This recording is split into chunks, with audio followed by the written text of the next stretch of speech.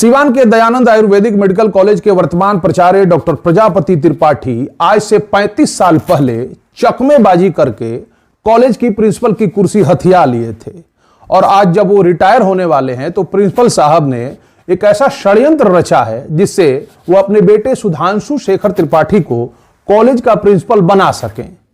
राजतंत्र में तो सुना था कि राजा का बेटा राजा बनता है, लेकिन सिवान के इस आयुर्वेदिक मेडिकल कॉलेज में यही फॉर्मूला अप्लाई किया जा रहा है। प्रिंसिपल का बेटा प्रिंसिपल बनेगा, चाहे इसके लिए नियमों को तार तार ही क्यों न करना पड़े। इस वीडियो को पूरा देखिए, कोई भी बात हमने हवा में नहीं कही है, पुख्ता आधार पर कहा है, बात तथ्य परक होगी। दयानंद आयुर्वेदिक मेडिकल कॉलेज सिवान की वेबसाइट पर प्रकाशित इस विज्ञापन को देखिए। वैसे तो ये विज्ञापन इस कॉलेज के प्राचार्य पद पर नियुक्ति के लिए है, मगर विज्ञापन के पीछे की मंशा आप जानकर चौंक जाएंगे। ये विज्ञापन सिवान के इस आयुर्वेदिक मेडिकल कॉलेज में व्याप्त भ्रष्टाचार का एक प्रमाण पत्र भी है। ये विज्ञापन पिछले 35 साल से इस कॉलेज के प्राचार्य डॉक्टर प्रजापति त्रिपाठी द्वारा की जा रही मनमानी का एक सर्टिफिकेट भी है। चलिए इस पूरे मामले को सिलसिलेवार ढंग से समझने की कोशिश करते हैं। दयानंद आयुर्वेदिक मेडिकल कॉलेज के प्राचार्य डॉक्टर प्रजापति त्रिपाठी आज से तकरीबन 35 साल पहले कॉलेज के प्राचार्य की कुर्सी पर विराजमान हुए थे। 35 सालों का उनका कार्यकाल भ्रष्टाचार के आरोपों से सना रहा। उनके ऊपर आरोप लगे कि वे चकमेबाजी से 35 साल पहले प्रिंसिपल की कुर्सी हथिया लिए और जब वो साल 2021 में 67 साल की उम्र में रिटायर होने वाले थे, उस वक्त भी उन्होंने कानून की आंख में धूल झोंकते हुए अवैध रूप से 3 सालों का सेवा विस्तार ले लिया। सेवा विस्तार पर हमने वीडियो बनाया था, डिस्क्रिप्शन में लिंक है, देख लीजिएगा, मामले को समझने में आसानी होगी। बहरहाल आज जब ये अवधि भी 28 फरवरी 2024 को समाप्त होने वाली है, तब प्रिंसिपल साहब ने एक नया दांव खेलते हुए अपने बेटे सुधांशु शेखर त्रिपाठी को भी गैर कानूनी ढंग से प्रिंसिपल बनाने की पटकथा लिख चुके हैं। यहां पर 2 बातें हैं। पहली बात कि प्रिंसिपल साहब की नियुक्ति आज से 35 साल पहले जो हुई थी उसे अवैध कैसे कहा जाता है, और दूसरी बात कि कैसे 35 साल बाद प्रिंसिपल साहब जाते जाते इस कुर्सी पर अवैध ढंग से अपने बेटे सुधांशु शेखर त्रिपाठी को बैठा देने के फिराक में लगे हुए हैं। पहले हम जान लेते हैं कि आखिर कैसे प्राचार्य डॉक्टर प्रजापति त्रिपाठी अपने बेटे सुधांशु शेखर त्रिपाठी की प्रिंसिपल की ताजपोशी की हर जुगत कर रहे हैं। कॉलेज की वेबसाइट पर प्रकाशित इस विज्ञापन को देखिए। इसमें प्राचार्य पद की नियुक्ति के लिए विज्ञापन दिया गया है। कायदे से तो प्राचार्य पद की नियुक्ति के लिए किसी राष्ट्रीय स्तर के अखबार में एडवर्टीजमेंट देनी चाहिए थी, मगर हमारी तमाम खोज के बाद किसी भी अखबार में प्राचार्य पद के लिए विज्ञापन नहीं दिखा, और संभवतः विज्ञापन दिया भी गया होगा तो किसी छोटे मोटे 1000-1500 कॉपी बिकने वाले अखबार में महज खाना पूर्ति करने के लिए दे दिया गया होगा, जो हमारी जानकारी में नहीं है। यानी भरसक प्रयास किया गया है कि इस बात की जानकारी कम से कम लोगों तक पहुंचे, और इसी मंसूबे से इसे कॉलेज की वेबसाइट तक ही महदूद रखा गया है। कहते हैं ना कि बेमन के बियाह कनपट्टी ले सेनुर। गौरतलब है कि दयानंद आयुर्वेदिक मेडिकल कॉलेज की जिस शासी निकाय ने प्रिंसिपल की नियुक्ति के लिए यह विज्ञापन निकाला है, वो शासी निकाय ही अवैध है, गैर कानूनी है। यह शासी निकाय महामहिम राज्यपाल सह कुलाधिपति के आदेश का खुले तौर पर उल्लंघन करके बनाया गया है। ऐसे में सवाल उठता है कि एक अवैध रूप से गठित शासी निकाय को प्रिंसिपल की नियुक्ति का अधिकार कैसे प्राप्त हो सकता है। इस विषय पर भी हमने विस्तार में वीडियो बनाया है, लिंक डिस्क्रिप्शन में होगा। और अब इससे भी आश्चर्य की बात सुन लीजिए। जो शासी निकाय प्रिंसिपल की नियुक्ति करने जा रहा है, उस शासी निकाय की मंडली में वर्तमान में 3 ऐसे महानुभाव हैं जिनकी संलिप्तता सत्र 2019-20 में सरकारी नियम की धज्जियां उड़ाकर बिना नीट परीक्षा पास किए हुए 29 छात्रों के नामांकन में है। साथ ही कुछ जेन्युइन नीट पास किए हुए छात्रों के नामांकन को रोकने में भी है। और हम ऐसा नहीं कह रहे हैं, ऐसा राजभवन द्वारा गठित उच्च स्तरीय जांच कमेटी की रिपोर्ट में दर्ज है। आपको बता दें कि सिवान के दयानंद आयुर्वेदिक मेडिकल कॉलेज में 12 अक्टूबर 2022 को 22 घंटे तक जांच की गई थी, और इससे पहले दरभंगा विश्वविद्यालय में भी 12 घंटे तक जांच चली थी, और इस पूरे जांच प्रक्रिया की वीडियोग्राफी भी हुई थी। इसके बाद राजभवन में तमाम रिपोर्ट सबमिट कर दिया गया था। इस संबंध में भी हमने डिस्क्रिप्शन में लिंक दिया है, वो वीडियो भी आप देख सकते हैं। फिलहाल इस रिपोर्ट की चंद लाइनें पेश खिदमत है, मुलायजा चाहूंगा। इसमें लिखा है कि दयानंद आयुर्वेदिक मेडिकल कॉलेज व अस्पताल सीवान के वर्तमान प्रधानाचार्य डॉक्टर प्रजापति त्रिपाठी शासी निकाय के अध्यक्ष, सचिव एवं सदस्यों सहित तथा लेखा सहायक एवं नामांकन प्रभारी को 29 छात्रों के नामांकन में संलिप्तता को देखते हुए इस विश्वविद्यालय के प्राचार्य डॉक्टर प्रजापति त्रिपाठी को तत्काल प्रभाव से पदच्युत निलंबन करने के साथ विभागीय कार्यवाही की अनुशंसा करती है। साथ ही प्रधानाचार्य की योग्यता नहीं रहते हुए भी प्रधानाचार्य के पद पर बने रहने, वेतन प्राप्त करने एवं अन्य सुविधा प्राप्त करने एवं आर्थिक लाभ प्राप्त करने के एवज में उनसे वसूली करने की अनुशंसा करती है। इस जांच रिपोर्ट में तत्कालीन कुलपति professor Shashinath Jha, principal doctor Prajapati Tripathi, विश्वविद्यालय के रजिस्ट्रार, परीक्षा नियंत्रक के अलावा कुछ पदाधिकारियों और कर्मचारियों पर भी दंडात्मक कार्यवाही करने की अनुशंसा की गई थी। रिपोर्ट से स्पष्ट होता है कि वर्तमान प्राचार्य डॉक्टर प्रजापति त्रिपाठी प्रधानाचार्य बनने की योग्यता नहीं रखते। इस बारे में हम वीडियो में आगे डिस्कस करेंगे, लेकिन उससे पहले जान लेते हैं कि वर्तमान शासी निकाय के वो 3 महानुभाव कौन हैं जिनकी गैर कानूनी ढंग से 29 छात्रों के नामांकन में संलिप्तता थी। जब 2019-20 सत्र में 29 छात्रों का अवैध नामांकन हुआ था, उस वक्त के शासी निकाय के अध्यक्ष पूर्व एमएलसी महाचंद्र प्रसाद सिंह थे, जो अभी भी शासी निकाय के अध्यक्ष हैं। प्राचार्य डॉक्टर प्रजापति त्रिपाठी थे, जो अभी भी प्राचार्य हैं, और 80 साल के बुजुर्ग डॉक्टर रामानंद पांडे, जो उस वक्त सदस्य के रूप में थे, जिन्हें अब सचिव बना दिया गया है। कितनी विडंबना है कि राजभवन द्वारा गठित उच्च स्तरीय जांच कमेटी की रिपोर्ट में जिन 3 लोगों को चार्जशीटेड किया गया है, वो 3 लोग भी अब प्रिंसिपल चुनेंगे।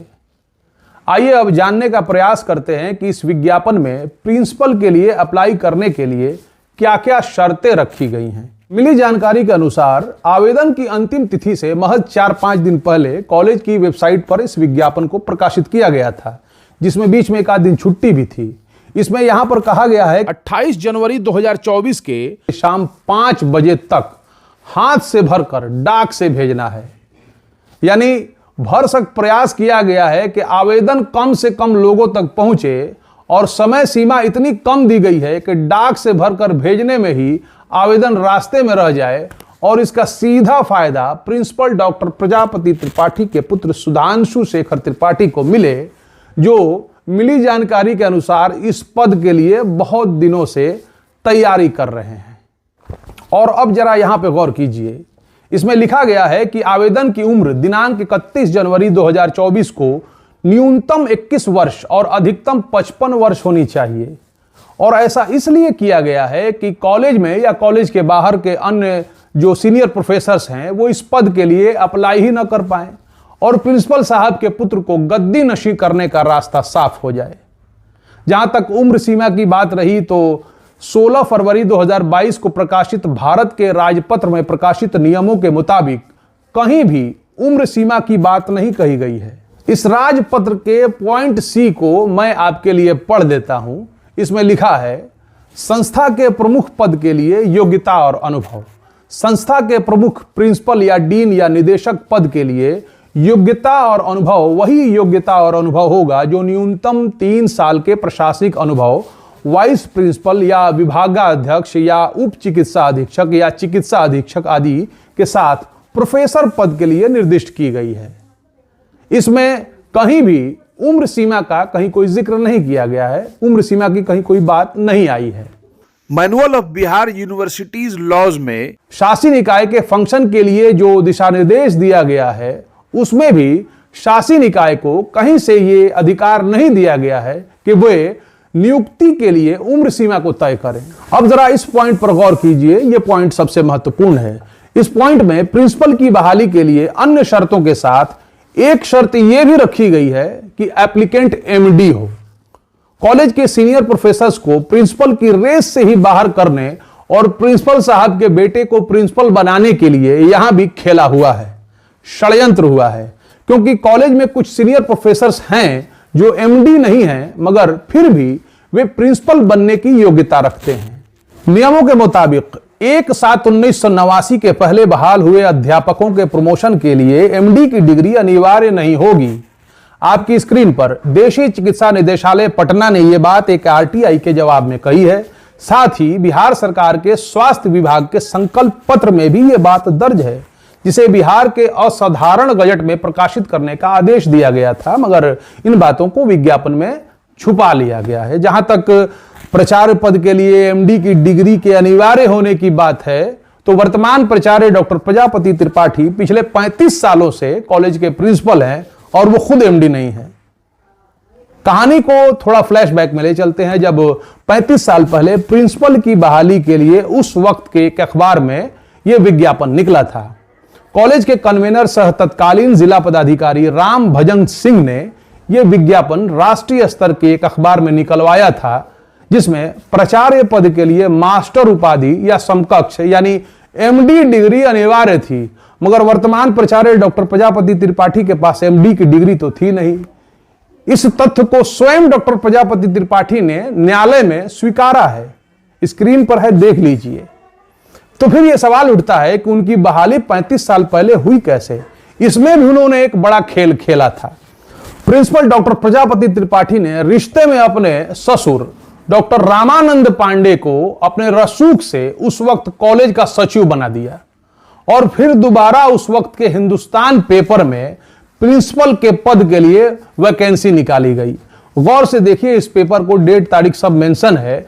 इस पेपर में सचिव डॉक्टर रामानंद पांडे ने एक विज्ञापन दिया है जिसमें एमडी अथवा पीएचडी कर दिया गया, और ऐसा इसलिए किया गया कि डॉक्टर रामानंद पांडे अपने दामाद डॉक्टर प्रजापति त्रिपाठी को कॉलेज का प्राचार्य बना सकें, और ऐसा हुआ भी।